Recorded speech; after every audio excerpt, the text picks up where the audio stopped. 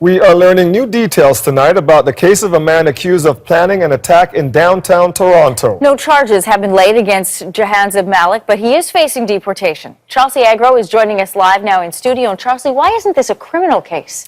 Well, it's interesting, but the answer to that question is not clear. It was asked of the public safety minister yesterday, and he really didn't answer it. But it is a question that Malik's lawyer has been asking since he was arrested in Toronto earlier this week. I think it's a very dangerous trend. Anser Farooq can't help but shake his head. He has no idea why the federal government would try to kick his client out of Canada rather than charge him criminally. If you're alleging somebody's that dangerous, they shouldn't be let out of Canada. They should be kept here, you monitor them. The 33-year-old from Mississauga was arrested Monday by Canadian border agents. They'd been watching him for years. Malik's plan, according to those same officials, included blowing up the U.S. consulate and other buildings in Toronto's financial district.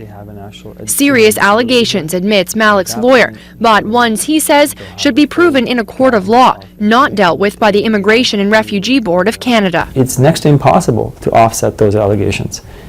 And it can only be done, in my view, in a criminal court where the threshold is a lot higher. You're going to have to bring the evidence forward. But some legal experts have argued that a lack of evidence may be the reason this case hasn't landed in a criminal court. The immigration process, the only thing they have to show is that it's possible the person may be a terrorist or may have been supportive of terrorism or something like that. It doesn't require even a 50% likelihood. It can be much less than that.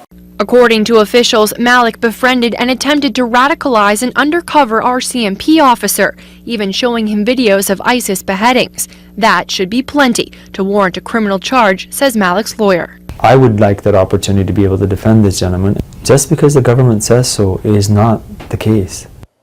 Now, we also know that the Via terror trial is happening now, and one of the co-accused in that case is also a permanent resident facing terror charges.